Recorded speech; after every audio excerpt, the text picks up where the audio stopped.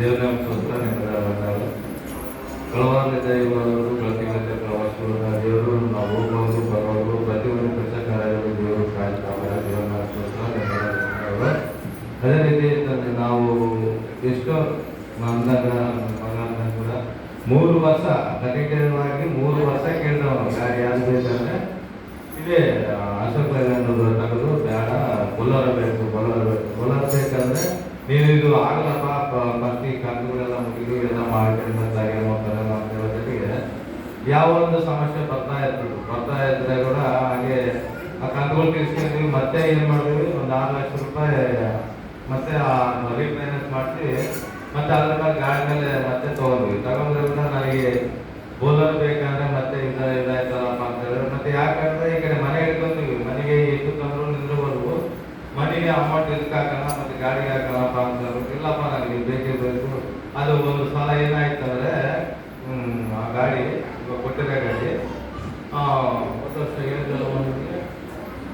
ವರ್ಷ ಓದ್ತಾ ಗಾಡಿ ಏನಾಯ್ತು ಪಲ್ಟೆ ಆಗ್ಬಿಟ್ಟು ನಾವು ಮೇಲೆ ಗರ 3 ರೌಂಡ್ ತಿರುಗಿ ಕೆಳಗೆ ಬಿದ್ದರೆ ಕೂಡ ಈ ಮಕ್ಕಳಿಗೆ ಒಂದು ಸ್ವಲ್ಪ ಕೂಡ ಗಾಯ ಆಗಿತ್ತಿಲ್ಲ, ಒಂದು ಚುಕ್ಕೆ ಕೂಡ ರಕ್ತ ಆಗದಂತೆ ಗಾಡಿ ಬಿದ್ದು ಪಲ್ಟಾಗಿ ಹಿಂಗೆ ಇದ್ರು ಕೂಡ ಆ ಮಕ್ಕಳು ಹೆಂಗಿದ್ದಾರೋ ಹಂಗೆ ಇದ್ದಾರೆ. ದೇವರು ಅಂತ ಸಾವು ಬದುಕಿನಲ್ಲಿ ಕೂಡ ದೇವರು ಅವ್ರ ಮಕ್ಕಳು ಕಾಪಾಡೋದು. ಅದರಿಂದ ಅವತ್ತು ಸಂದೀಪ್ ಕೂಡ ಹೋಯ್ತಾರೆ ಜೊತೆಗೆ ಸುಮ್ಮನೆ ನೋಡ್ಕೊಂಬಂತ, ಆದ್ರೂ ಅವನಿಗೆ ಕೂಡ ಏನಾಗಿಲ್ಲ. ಅದರಿಂದ ಎಷ್ಟು ಅದ್ಭುತ ಕಾರ್ಯಗಳಂದ್ರೆ ಅದು ಆಚಾರ್ಯ ಕಾರ್ಯಗಳು ಅಷ್ಟು ಮೇನ್ ರೋಡ್ ಅದು. ಒಂದು ಸಾಲ ಗಾಡಿಗಳು ಬಂದ್ಬಿಟ್ರೆಗಿನ ಎತ್ತಗಳತ್ತೆಗೆ ಪಿಚ್ಚಿದಾಗಗಳು ಹೋಗ್ತಾವೆ, ಮನುಷ್ಯರಾಗ್ಲಿ ಇದಾಗಲಿ ಹೈವೇ ಇದ್ದಂಗೆ. ಆದ್ರೂ ಅಂತ ಟೈಮಲ್ಲಿ ಕೂಡ ಕಾಯಿ ಪಡ್ಕೊಂಡು ದೇವರು. ಅದೇ ರೀತಿ ನಾನು ಅದೇ ಹಿಂದೆ ಬಂದೀನಿ ನಾನು ಅವತ್ತು, ಯಾಕಂದ್ರೆ ನಾನು ಅನ್ಲೋಡ್ ಮಾಡಿ ಮುಂದೆ ಬಂದಲ್ಲ, ನಾನು ಅನ್ಲೋಡ್ ಮಾಡಿ ನಾನು ಸ್ವಲ್ಪ ಹಿಂದೆ ಬಂದೀನಿ. ನಾನು ಬಂದ ಕಡೆ ಸೈಡ್ ಗಾಡಿ ನೋಡಿಲ್ಲ, ಓದ್ತಾ ಇದ್ದೆ ಸುಮ್ಮನೆ ರೋಡ್ ಹಿಡ್ಕೊಂಡು ಎತ್ತಿ ಎಲ್ಲ ಕಲ್ಲು ಜನ ಎಲ್ಲ ಎತ್ತಿ ಈ ಕಡೆಗೆ ಇಟ್ಟಾರ. ಈ ಕಡೆಗೆ ಇಟ್ಟು ನಾನು ಈ ಸೈಡ್ ನೋಡಿಲ್ಲ, ಸುಮ್ಮನೆ ನೀಟಾಗಿ ಓದ್ತಿರುವಾಗ ಕೂಗಿದ್ರು ಅಪ್ಪ ಅಂದ್ರೆ ಅವ್ರು ಅಷ್ಟಕ್ಕೆ ಅದ್ರ ಬಂದಾರ ಕೆಲವು ಪಾಪ ಅವರಿಗೆ ಮತ್ತೆ ಯಾರಿಲ್ಲ ಅಲ್ಲಿ ಅಂತೇಳಿ ಅದ್ರ ಬಂದ್ರೆ ಕೂಡ ಮತ್ತೆ ನಾನು ಬಂದು ನಿಂತಿಸಿ ನೋಡ್ತೀನಿ. ಗಾಡಿನೇ ನೋಡಿದ್ರೆ ಗಾಡಿ ಮತ್ತೆ ಶೇಪ್ ಕಟ್ಟೆಲ್ಲ ಬೇಸೈತೆ, ಬಾಡಿ ಒಂದೇ ನಮ್ಮ ಪಲ್ಟಿ ಆದಾಗ ಎಲ್ಲ ಅಪ್ಪಚ್ಚದಂಗ ಆದ್ರೂ ಸಹ ಅವ್ರಿಗೆ ಹೋಗಿ ಮತ್ತೆ ಗಾಡಿ ಹೋದ್ರು ನಿಮಗೇನಂತ ಏನಂತ ತಗಲಿಲ್ಲ ಅಂದ್ರೆ ಮತ್ತೆ ಆಗ್ಲಕ್ಕೆ ಒಳ್ಳೇದಾಯ್ತು ಅಂತೇಳಿ ಗಾಡಿ ಬೇಕಾದ್ರೆ ಮಾಡ್ತೀವೋ ಅಂತ ತೊಗೊಂಬಂದು ಮತ್ತೆ ಗಾಡಿ ಮಾಡಿಸಿದ್ವಿ. ಅದು ಕೇಸು ಗೀಸು ನಾವೆಲ್ಲ ಇರೋದೆಲ್ಲ ತೊಗೊಂಬಂದು ಗಾಡಿ ಮಾಡಿಸಿದ್ವಿ. ಗಾಡಿ ಎಲ್ಲ ಮತ್ತೆ ಯಾರಿಗೂ ಗೊತ್ತಿಲ್ಲ, ಯಾಕಂದ್ರೆ ಅದು ಎಂ ಪಿ ಗಾಡಿ ಅಲ್ಲ, ಯಾರಿಗೂ ಪ್ರಚಾರ ಆಗಿಲ್ಲ, ಯಾರಿಗೂ ಗೊತ್ತೇ ಇಲ್ಲ. ಮೊದಲು ನಾವಿಲ್ಲಿ ಚರ್ಚೆಗೆ ಹೇಳಿದಾಗ ಮಾತ್ರ ಗೊತ್ತಾಯ್ತು, ಒಂದು ಸ್ವಲ್ಪ ಚರ್ಚೆ ನಾನು ಹೇಳಿದಾಗ ಮಾತ್ರ ಗೊತ್ತಾಯ್ತು. ಅಷ್ಟು ಮಂದಿ ಮತ್ತೆ ಊರೆಲ್ಲ ಯಾರಿಗೂ ಬೆಡ್ ಆಗಿರೋದು. ಆಮೇಲೆ ನಾವೇನು ಮಾಡಿದೆ, ತೊಗೊಂಬಂದು ರಿಪೇರ್ ಕೊಟ್ಟು ಎಲ್ಲ ಜಾಸ್ತಿ ಬೆಂಡ್ ಆಗಿತ್ತು. ಆ ಬೆಂಡ್ ಬದಲಾಯಿಸಿ ಮಾಡಿದ್ರು ಕೂಡ ಅದೇನು ಮಾಡ್ತಾ ಬರೀ ರೋಡ್ ಆಕ್ಸಿಡೆಂಟ್ ಅಲ್ಲ, ಲೆಫ್ಟ್ ಸೈಡ್ ಎಳ್ಕೊಂತಿತ್ತು. ಮತ್ತೆ ಹೋಗ್ತಾ ಎಲ್ಲಿ ರೋಡ್ ಗಾಡಿ ರೈತರು ಕುದಿಸಿ ಮತ್ತೆ ಎದ್ದಪ್ಪ ಬೇಡ ನನಗೆ ಗಾಡಿ ಬೇಕಂತ ಅಂದ್ರೆ ಇಷ್ಟು ಐತಪ್ಪ ನಂದು ಕೂಡ ಹಣ ಕೂಡ. ಆದ್ರೂ ನೋಡೋಣ ಸರಿ ಈ ಗಾಡಿ ಕೊಟ್ಟು ತಗೊಂಬರೋಣ ಅಂತ ಹೇಳಿದಾಗ ಹಣ ಅಷ್ಟು ಕಷ್ಟ ಇದ್ರು ಕೂಡ ದೇವ್ರು ಇದೇ ವರ್ಷದಲ್ಲಿ ತಗೋಬೇಕಂದ್ರೆ ಕೂಡ ದೇವ್ರು ಎಲ್ಲಾ ರೀತಿಯಲ್ಲಿ ಅದಕ್ಕೆ ಬಾಡಿ ಕಟ್ಸಕ್ಕೆ 1 ಲಕ್ಷ ರೂಪಾಯಿ ಬೇಕು, ಡೌನ್ ಪೇಮೆಂಟ್ ಮಾಡ್ಬೇಕಾದ್ರೆ 1 ಲಕ್ಷ ಚಿಲ್ಲರೆ ಬೇಕು. ಆದ್ರೆ ಎಲ್ಲದಲ್ಲಿ ನಾವು ಅನ್ಕೋಯಿದ ಕೆಲಸಗಳು ಪ್ರತಿ ಒಂದು ದಿನ ಅದು ಪ್ರಯರ್ ಮಾಡ್ತಿರೋ ನಾವು ಕುಟುಂಬದಲ್ಲಿ ಒಬ್ಬರನ್ನು ಕೂಡ ಪ್ರಯರ್ ಮಾಡಪ್ಪ ಅಂತ ಹೇಳ್ತಿದ್ವಿ. ಎಲ್ಲ ದಿನ ಆಟ ಮಾಡ್ತಿದ್ದ, ಎಲ್ಲ ಮಾಡ್ಕೊಂತಿರ್ಬೇಕು. ದೇವ್ರು ಎಲ್ಲ ಅದ್ಭುತ ರೀತಿಯಲ್ಲಿ ಆಚಾರಕರವಾಗಿ ನಡೆಸಿದ್ದಾನೆ. ಅದು ಮನೆ ಓಪನಿಂಗ್ ಕೂಡ ಮೊನ್ನೆ ಎಷ್ಟು 4 ಲಕ್ಷ ಪೆಂಡಿಂಗ್ ಕೆಲಸ ಇತ್ತು. ಆದ್ರೂ ಅದಕ್ಕೂ ಕೂಡ ಬೇಕಾದಂತ ಹಣವನ್ನು ತಕ್ಕ ಕೆಲಸ ಮಾಡ್ತಿರ್ಲಿಕ್ಕೆ ಹಂಗೆ ವಾರದಾಗ ಒಬ್ರಿಗೆ ಹೇಳಿದ್ರು ಒಬ್ರು ಹೇಳಿಲ್ಲ, ಮತ್ತೆ ಊರಾಗ ಕೂಡ ಕೆಲವ್ರಿಗೆ ಹೇಳಿದ್ರು ಕೆಲವ್ರಿಗೆ ಹೇಳಿದ್ನಿ, ಯಾರ ಕಂಡಾರಿಗೆ ಹೇಳ್ತೀನಿ ಅಷ್ಟೇ. ಆದ್ರೂ ಅಷ್ಟು ಅದ್ಭುತ ಕಾರ್ಯವಾಗಿ ಅದ್ಭುತ ರೀತಿಯಲ್ಲಿ ಕೂಡ ದೇವರು ನಡೆಸಿದ್ದಾನೆ.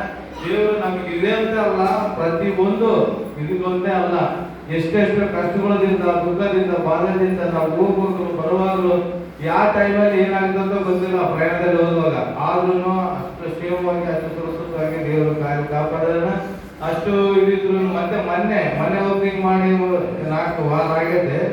ಆದ್ರೂ ಅಷ್ಟು ಕ್ರಿಟಿಕಲ್ ಶಿಕ್ಷೆ ಆಗಿರುತ್ತೆ. ಯಾಕಂದ್ರೆ ಹಣದ ಹೇಳಿದ್ರೆ ಟೈಟ್ ಆಯ್ತು, ಈಗ ಗಾಡಿಗೆ ಡೀಸೆಲ್ಗಳು ತೆಗೆದ್ರು ಎಲ್ಲ ಆದ್ರೂ ಕೂಡ ಮತ್ತೆ ಆದ್ರೂ ಕೂಡ ದೇವರು ಅಷ್ಟು ಉನ್ನತವಾಗಿ ಎಲ್ಲಾ ರೀತಿಯಲ್ಲಿ ನಡೆಸಿದ ಇಷ್ಟವರೆಗೂ ನಡೆಸಿದ ಇನ್ನು ಮುಂದೆ ಕೂಡ ನಡೆಸೋ ದೇವರು ಆಗಿದ್ದಾನ. ಅದೇ ರೀತಿ ನಮ್ಮ ಕುಟುಂಬಕ್ಕೋಸ್ಕರ, ನಾವು ಗಾಡಿಗೋಸ್ಕರ, ನಾವು ಹೋಗೋರು ಬರೋರು ಶುದ್ಧವಾಗಿ ಸೇವೆ ಬರುವಂತ ನೀವು ಅನ್ನೋದೇ ನಾವು ಪ್ರಾರ್ಥನೆ ಮಾಡಿಕೊಳ್ಳುವಂತಾಗ ನಮ್ಮವರಿಗೆ ಆಪರೇಷನ್ ನಮ್ಮ ಕುಟುಂಬಕ್ಕೋಸ್ಕರ ಪ್ರಾರ್ಥನೆ ಕೇಳ್ಕೊಂಡೆ ಚಿಕ್ಕ ರಾಷ್ಟ್ರ ದೇವರು ಆಶೀರ್ವದಿಸಿ ದೇವರ ಸ್ತೋತ್ರ. ನಿಮ್ಮೆಲ್ಲರೂ ವಂದನೆಗಳು. ರೈತರು ಹೌದು, ಲಗೇಜ್ ಆಟೋ ಹೊಡೆಯುವವರು ಹೌದು, ಕಷ್ಟಪಟ್ಟು ಮಕ್ಕಳು ಒಳ್ಳೆ ಸುಂದರವಾದ ಮನೆಯನ್ನು ಕಟ್ಟಿಕೊಳ್ಳುವಂತಹ ಕೃಪೆಯನ್ನು ತೋರಿದ್ದಾನೆ. ಅದು ಯಾಕೆ ಅಂದರೆ ದೇವರ ಮಕ್ಕಳಾಗಿದ್ದಾರೆ, ಯೇಸಪ್ಪನ ಮಕ್ಕಳಾಗಿದ್ದಾರೆ. ಈ ಒಂದು ಸಂಜೆಗಾಯನಕೋಟೆ ಗ್ರಾಮದಲ್ಲಿರುವ ಜನರ ಒಂದು ಮೂಢನಂಬಿಕೆ, ಮಹಡಿ ಮನೆ ಕಟ್ಟಬಾರದು, ಕಟ್ಟಿದರೆ ಏನೋ ಆಗ್ತದೆ, ಅದೇನೋ ಆಗ್ತದೆ, ಇದೇನೋ ಆಗ್ತದೆ ಅನ್ನುವ ನಂಬಿಕೆಯಲ್ಲಿ ಈ ಊರಿನ ಜನರಿದ್ದಾರೆ.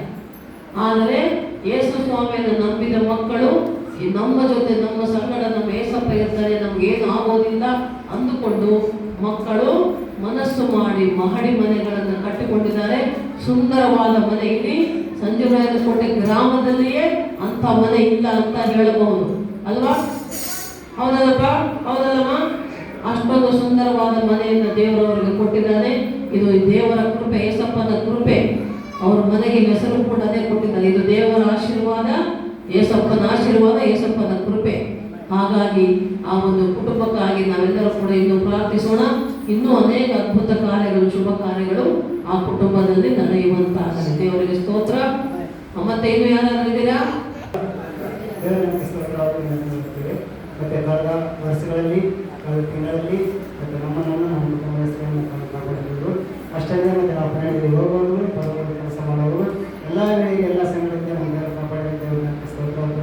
ಅಷ್ಟೇ ಮತ್ತು ನಮ್ಮ ಕುಟುಂಬದಲ್ಲಿ ಮತ್ತು ನಮ್ಮ ಅಣ್ಣ ಸಂಘ ಅವರು ಕಟ್ಟು ಈ 3 ತಾರೀಕು ಬಂದರೆ ವರ್ಷ ಅವರು ಮೇಲಾಗಿ ಮದುವಾಗಿ 1 ವರ್ಷ ಆಗಿದೆ. ಆದರೆ ಮತ್ತೆ ನಾವು ಮತ್ತು ಒಂದು ನಿರ್ಧಾರ ಮಾಡಿದೆ, ಆ ಕಡೆ ನಾವು ನೋಡಿದ್ರಲ್ಲ ಅವರಿಗೆ ಸ್ವಲ್ಪ ಅವರಿಗೆ ಗರ್ಭಸಿಗಿ ಕೊಟ್ಟಿದ್ದಾನೆ ಗರ್ಭಫಲವನ್ನು. ಮೊನ್ನೆ ನಮ್ಮ ದೊಡ್ಡ ಅಳಿಗಿನ ಮಗಳಿಗ ಅಲ್ಲೇ ಮದುವಾಗಿದೆ. ಅದಕ್ಕೆ ನಮ್ಮ ಮೊದಲೇ ಸ್ವಲ್ಪ ಮದುವಾಗಿತ್ತು ಮೊದಲೇ. ಆಮೇಲೆ ಮತ್ತೆ ನಮ್ಮ ಒಂದಾಯಿತು. ಆದರೆ ಮತ್ತೆ ಅವ್ರಿಗೆ ಅವನಿಗೆ ಗರ್ಭಫಲ ಕೊಟ್ಟಿದ್ದಾರೆ. ಆಗ ಮತ್ತೆ ದೇವರಿಗೆ ಸ್ತೋತ್ರ. ಮತ್ತು ನಮಗೆ ಕೊಟ್ಟ ನಮ್ಮದು ನನಗೆ ನಂಬಿಕೆ ಇತ್ತು. ಮತ್ತು ಆದಮೇಲೆ ಮತ್ತೆ ನಮ್ಮ ಸೈತಾಳ ಮಗಳು 3 ತಿಂಗಳೈತೆ. ಮತ್ತು ದೇವರನ್ನು ನಮ್ಮನ್ನು ಕಾಪಾಡುವಂತೆ ಪ್ರಾರ್ಥನೆ ಮಾಡಿ ಅಷ್ಟೇ. ಮತ್ತು ನಮ್ಮ ಕುಟುಂಬಕ್ಕಾಗಿ ಮತ್ತು ನಮ್ಮ ಜಾಸ್ತಿಯಲ್ಲ ಬೆಂಗಳೂರು ಹೆಚ್ಚಿಗೆ ಬರ್ತಾಯಿಲ್ಲ ಮನೆಗೆ ಆದ್ಮೇಲೆ ಹೋಗ್ಬೇಕಾದ್ರೆ ಪಾಪ ಹೆಚ್ಚಿನ ಪಕ್ಕದಂತ ಅಂತ ಅಸಲು ಬರೋಲ್ಲ. ಮತ್ತು ನಮ್ಮ ಮಗನಿಗಾಗಿ ನಮ್ಮ ಕುಟುಂಬಕ್ಕಾಗಿ ಪ್ರಾರ್ಥನೆ ಮಾಡಿ ದೇವರು ಸಾಕ್ಷಿ